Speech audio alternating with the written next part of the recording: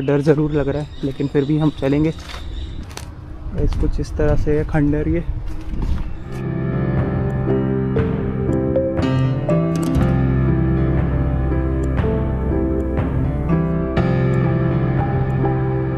यहाँ पर उस समय क्लब हुआ करता था।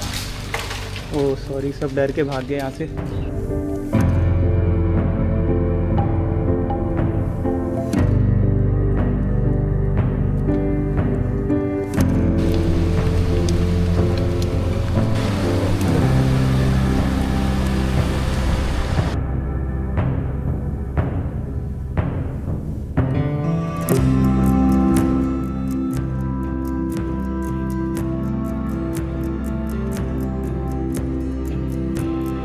हेलो गाइस, तो हम आ चुके हैं पोर्ट ब्लेयर और अब हम जा रहे हैं यहाँ से रॉस आइलैंड की ओर। यहाँ से हम बोट लेंगे जो कि हमें रॉस आइलैंड ले जाएगी और एक्सप्लोर करते हैं कि वहाँ पर क्या क्या है देखने के लिए। कुछ ऐसा सीन है यहाँ पर अभी। यहाँ से हम बोट लेंगे। ऑल्सो गाइस, यहाँ पर ये स्तंभ भी है जो कि आदिवासियों और अंग्रेज़ों के वॉर के बीच का प्रतीक है। और जस्ट इसके पीछे है सेल्यूलर जेल, जहाँ पर हम आज रात में लाइट शो देखने जाएंगे। फ़िलहाल हम चलते हैं रॉस आइलैंड।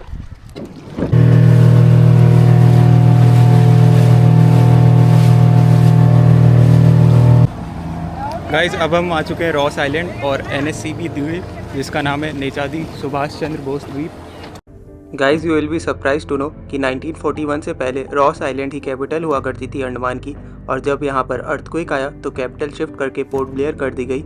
और यहाँ पर आप जैपनीज़ बंकर्स को देख सकते हैं जो कि यहाँ पे जैपनीज़ ऑक्यूपेशन 1942 से 1945 के बीच था, तब उन्होंने यहाँ बनाया था। और यहाँ पर काफ़ी सारे हिरण हैं, ओवर 500 हिरण यहाँ पर हैं।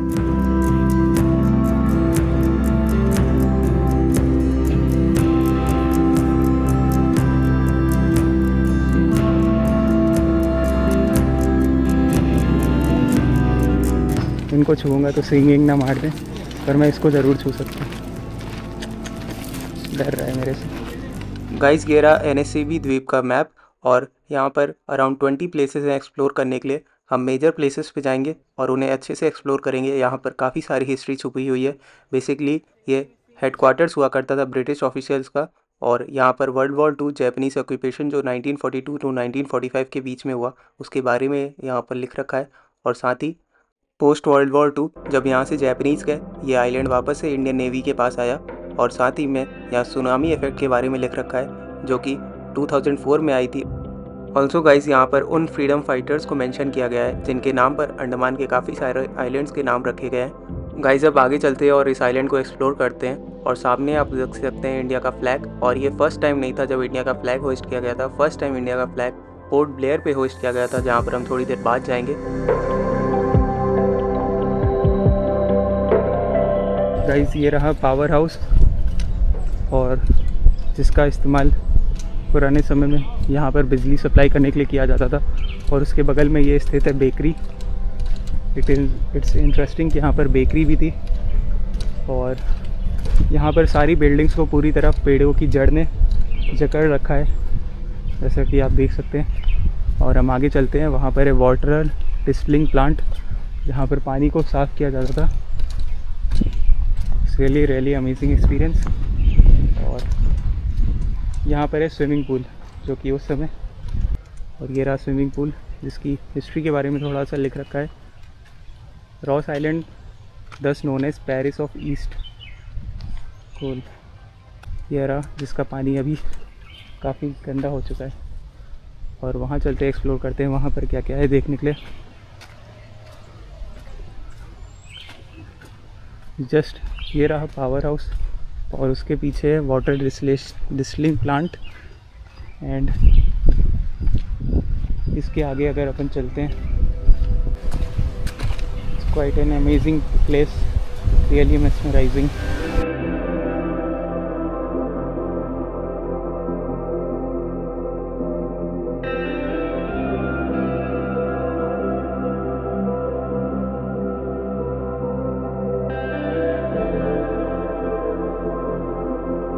यहाँ पर है residence of colonel Edison supply officer.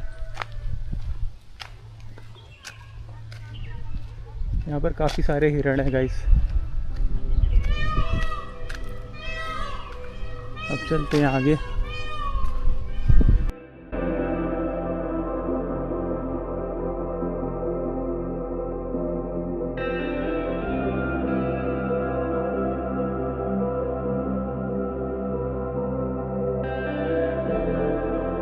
सब ऑर्डिनेट्स क्लब, ओह यहाँ पे क्लब भी था। यहाँ पर भी काफ़ी सारे हिरण है गाइस। और ये है तो ग्रेट। यहाँ पर उस समय क्लब हुआ करता था। ओह सॉरी, सब डर के भाग गए यहाँ से। चलते हैं यहाँ से और नहीं डराते हैं।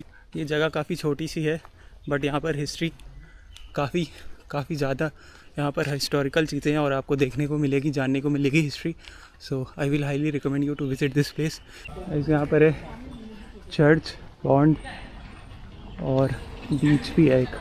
सो एक्सप्लोर करते हैं, पहले चर्च में चलते हैं।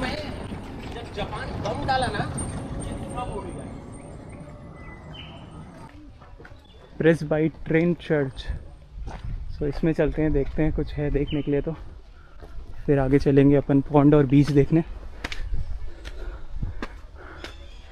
पर तो पूरा खंडर सा लग रहा है मुझे, काफ़ी ज़्यादा हिस्टोरिकल चीज़ें हैं यहाँ पर। It's a must visit place. So ये रहा चर्च। वाह, यहाँ पे भी सारी पिलर्स और बिल्डिंग्स को पेड़ों की जड़ों ने जकड़ रखा है, जैसे कि आप देख सकते हैं। डैम, ये रहा चर्च।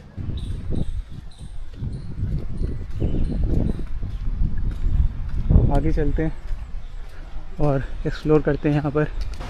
गाइस यहाँ पर काफ़ी सारे कोकोनट के ट्रीज़ हैं और वार्निंग साइन लिख रखा था कि कोकोनट गिर सकता है। सो यहाँ काफ़ी बचा के मैं चल रहा हूँ। और यहाँ पर हम आ चुके हैं फेरर बीच पे। पॉन्ड जाने से पहले हम बीच देख लेते हैं। ये काफ़ी छोटा सा बीच है, ये रहा ये बीच। गाइस आ गए हैं फेरर बीच पे, जो कि काफ़ी शांत और क्लीन सा लग रहा है। क्लीन तो नहीं है ये बीच, काफ़ी गंदा है। गाइस मैं अंडमान के इतने बीच गया पर यही बीच है जो कि मुझे गंदा लगा। इसका नाम है फेरर बीच और पता नहीं इसकी सफाई क्यों नहीं हो रही है। चलते हैं आगे।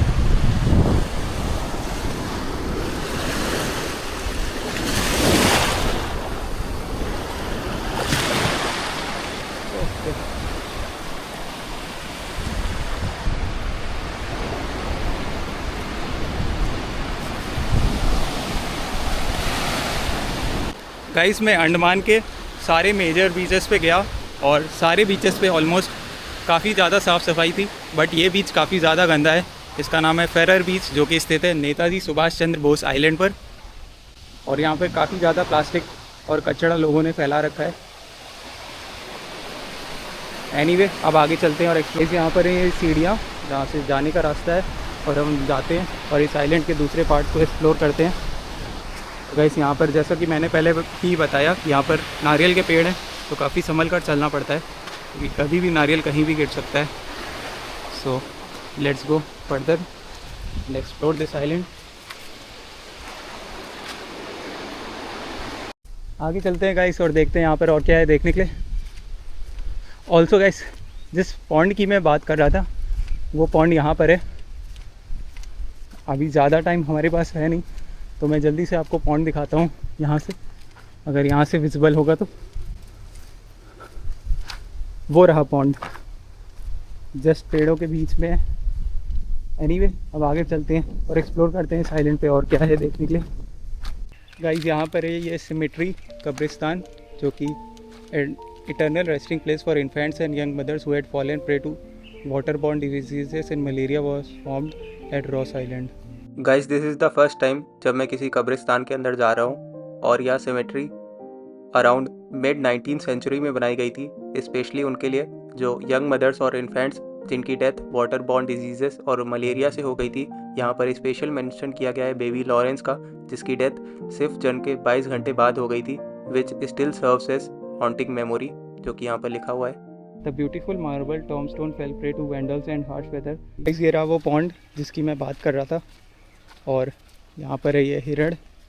और आगे चलते हैं, एक्सप्लोर करते हैं इस आइलैंड को फर्दर मोर। यहाँ पर एक प्लेग्राउंड भी है जहाँ पर कि हिरण है काफ़ी सारे।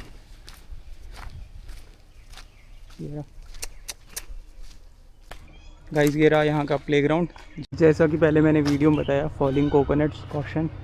और यहाँ पर है ऑफिसर्स का क्वार्टर, जो यहाँ पर ब्रिटिश ऑफिसर्स रहते थे, उनका यहाँ क्वार्टर है। देखते हैं कि उस क्वार्टर में हम कुछ देख सकते हैं अगर, तो यहाँ भी सारी बिल्डिंग्स को पेड़ों ने जकड़ रखा है। मुझे अंदर जाने में थोड़ा सा डर ज़रूर लग रहा है, लेकिन फिर भी हम चलेंगे और एडवेंचर करेंगे।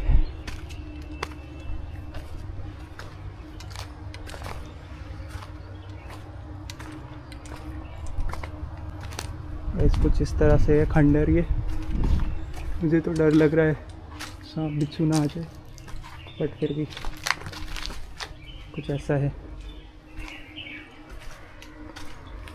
गाइस यहाँ पर ये है म्यूज़ियम का एरिया। आई गेस ये अभी बंद है। पहले हम आगे चलते फिर आकर इसको एक्सप्लोर करेंगे अगर खुला होगा तो। और यहाँ पर भी कुछ है, आई डोंट नो क्या है, पर बंकर जैसा लग रहा है मुझे। ये देखते हैं, एक्सप्लोर करते हैं।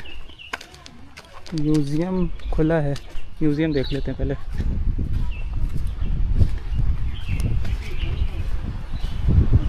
ये है म्यूज़ियम। ओके, यहाँ पर बेसिकली हिस्ट्री के बारे में थोड़ा लिखा है। ओह माय गॉड, यहाँ पे स्क्वैश कोर्ट भी हुआ करता था, टेनिस कोर्ट भी हुआ करता था।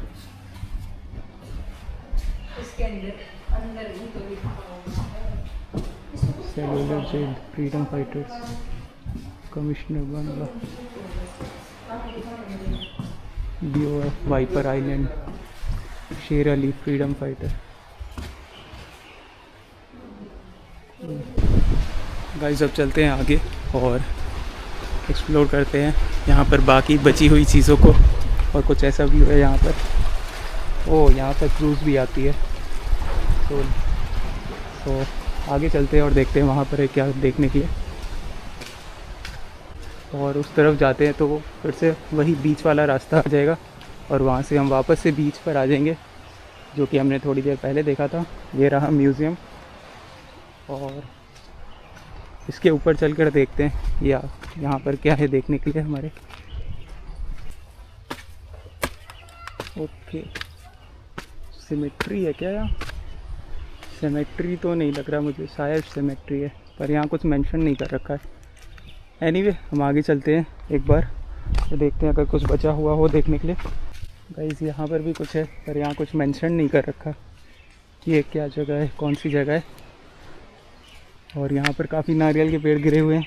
यहाँ पर भी कुछ हिस्टोरिकल जगह है यहाँ पर जिनका नाम नहीं मेंशन कर रखा है। और आगे से हम जाएंगे तो हम वापस से उस बीच पर आ जाएंगे जहाँ से हमने अभी थोड़ी देर पहले गए थे। अब मैं चलता हूँ वापस। गाइस हमने एक्सप्लोर कर लिया पूरे आइलैंड को, और आइलैंड बहुत बड़ा तो नहीं है, लेकिन यहाँ पर हिस्टोरिकल चीज़ें काफ़ी ज़्यादा हैं और काफ़ी कुछ है यहाँ देखने के लिए। आप यहाँ पर 1.5 to 2 आवर्स बिता सकते हैं, जिसमें आप सब कुछ अच्छे से घूम फिर सकते हैं। ऑल्सो गाइस ये एरिया दिखाना रह गया था, जो कि मार्केट एरिया है। यहाँ पर बाज़ार लगा करता था उस समय, जो कि पूरा खंडहर हो चुका है और यहाँ की भी बिल्डिंग्स को पेड़ों की जड़ों ने जकड़ रखा है। और अब हम आगे चलते हैं और देखते हैं क्या कुछ और है यहाँ एक्सप्लोर करने के लिए। ये हैंग भी है यहाँ पर गाइस।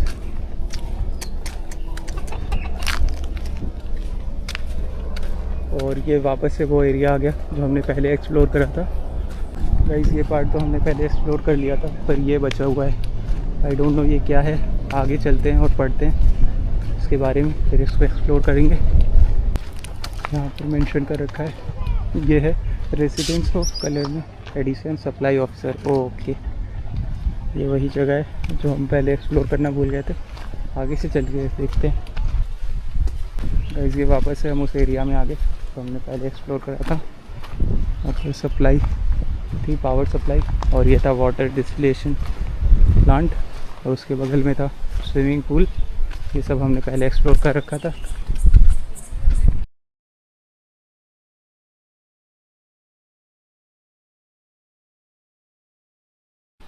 मगर जब वो मरने लगे सबसे पहले बीवी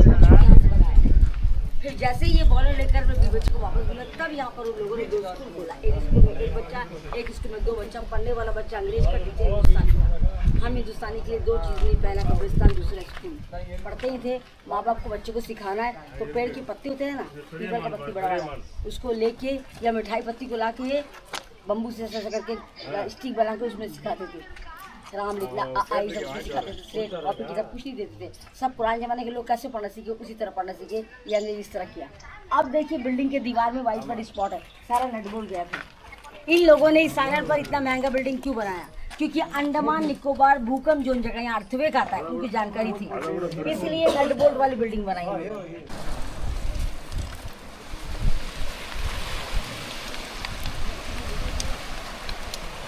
ये जो पत्थर दिखाई दे रहा है आपको, ये सारा बिल्डिंग की फ्लोर है। क्योंकि ये आइलैंड 200 एकर्स के थे। 1942 में जापानीज आए, 3 साल का राज किया। 3 साल में 2 चीजें बनाई, Japanese bunker and tunnel. 1945 second world war, उस वर्ल्ड वॉर में जापानीज ने बॉम्बिंग की तो ये आइलैंड में अर्थवेक आया, भूकंप आया। भूकंप आने से रॉस आइलैंड के पूरे राउंडिंग से 130 एकड़ क्रैक हुआ। जो 130 एकड़ क्रैक हुआ, सुनामी ने उसके समुद्र बना दिया। अब पानी यहाँ तक आता है। सुनामी का रियल हाइट था 200 फीट हाइट, 200 फीट हाइट का सुनामी था। रॉस आइलैंड की आकृति ऐसे, आपका एंट्री पॉइंट ये है और अब ये रहा रॉस का बैक साइड जो 200 फीट हाइट है। जावा सुमात्रा यहाँ नहीं है, पीछे की तरफ है। सुनामी वहाँ से यहाँ पहुँचा, हिट किया, हिट करके आगे बढ़ता, ये भी जाता वो भी जाता, ऐसा नहीं हुआ। वो हिट करके टर्न ले लिया, नीचे गिरा और 2 टुकड़ों में डिवाइड होकर टूट गया। वहाँ से वापस आया तो यहाँ तक बढ़ा, यहाँ तक बढ़ा। आप कहाँ थी? मैं इधर ही थी। मैं ये 4 पाँव के जानवरों को 6 दिन पहले पता चला सुनामी आएगा, उड़ने वाले पक्षी को 1 दिन पहले पता चला। यही है, यहाँ रख कर 6 दिन तक खाना नहीं खाए, रोते थे करके। पंडित जी को आवाज दिया, हमारे रूम के दरवाजे तोड़े, हमें ऊपर ले गए। मगर ये बचाने का काम नहीं करते, मन से मारने का काम करता है। ये बचाएगा नहीं, सिर्फ बोलेगा। पक्षी बचाती है। वो जिस जगह में लोग खड़ा किए उस जगह में हम लोग का मौत इंतजार कर रहा था। अगर देखा सारा हिरन अंदर जा रहे, पिकअप में बुलाया, हिरन गया, केकड़ा गया, लगड़ा वाला केकड़ा भी अंदर गया। हम इंसान लोग बाहर खड़े, तब चीफ से बोला मैडम चलो अंदर जाते। हमें क्या पत्थर नहीं गिरे। अगर हम वहाँ खड़े रहते तो हम 37 मेंबर्स बढ़ते, वो 40 पेड़ गिरे जहाँ इन लोगों ने हमें खड़ा किया।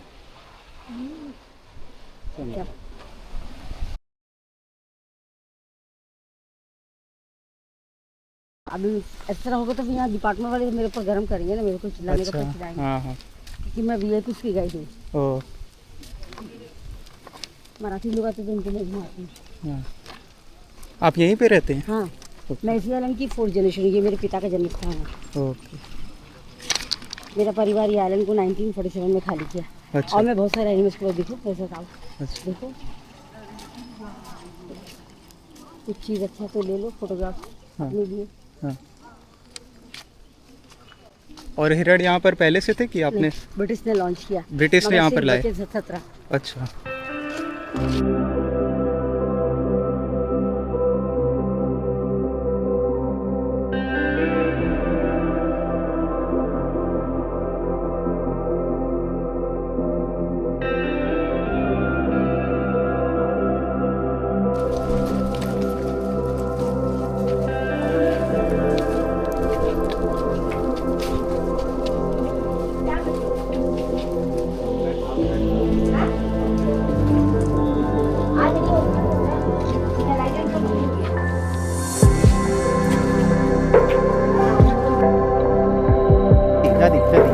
दादी को दे दो।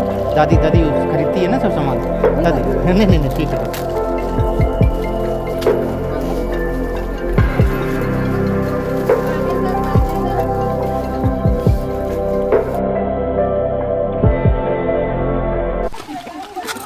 That was pretty much it। और अब चलते हैं वापस जापानीज बंकर।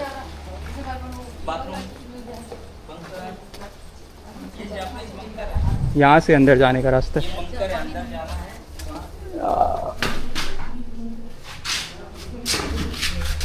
अभी नहीं, बहुत गंदा है, बहुत गंदा है। क्या गंदा? इसलिए रहा Japanese bunker. Guys that was pretty much it from NCSP द्वीप। और यहाँ पर जैसे ही माता जी आई, सारे हिरण उनके पीछे लग गए और उनसे वार्तालाप करके बहुत अच्छा लगा। उन्होंने हिस्ट्री भी बताई थोड़ी सी। और अब हम चलते हैं वापस।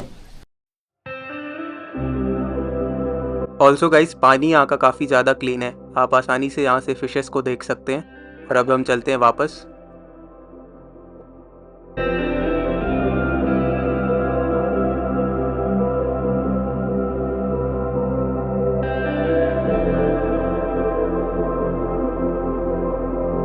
गाइस, हम वापस आ चुके हैं पोर्ट ब्लेयर जेटी पर और हम गए थे रॉस आइलैंड, जिसे NSCB द्वीप कहते हैं, नेताजी सुभाष चंद्र बोस द्वीप, जो कि वहाँ पर स्थित है ठीक सामने।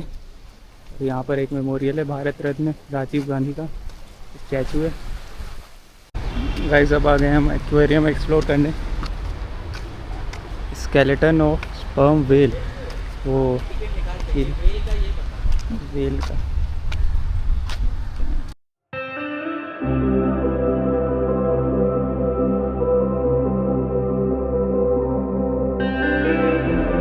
गाइस, अब हम आ चुके हैं one of the most historically significant places of Indian history. 1943 में यहाँ पर नेताजी सुभाष चंद्र बोस जी ने फर्स्ट टाइम इंडिया का फ्लैग होइस्ट किया था किसी लिबरेटेड इंडियन टेरिटरी पे। यहाँ पर हिस्ट्री के बारे में लिख रखा है, 30 December is very significant to all Indians. On this day Netaji accompanied by officials of Azad Hind Fauj hosted the tricolor for the first time at Port Blair and declared Andaman and Nicobar as the first Indian territory to be freed from British Raj.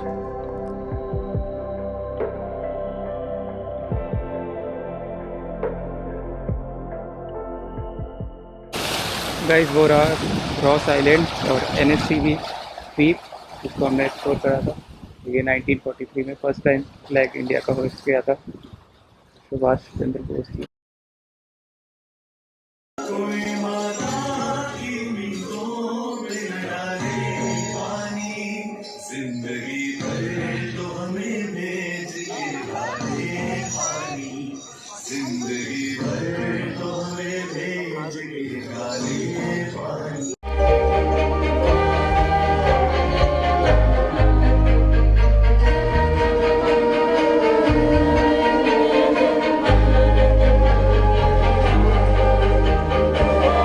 Guys, अब हम आ चुके हैं cellular jail से light show देखकर। और show देखने के बाद सभी काफ़ी ज़्यादा इमोशनल हो गए। और उसके ठीक सामने स्थित है मेमोरियल, जहाँ पर स्टैचू हैं उस समय के फ्रीडम फाइटर्स के, जिनको ब्रिटिशर्स ने प्रिजनर बना कर रखा था। यहाँ पर है वीर सावरकर जी, और इसी तरह यहाँ पर काफ़ी सारे लोगों के नाम मेंशन किए गए हैं।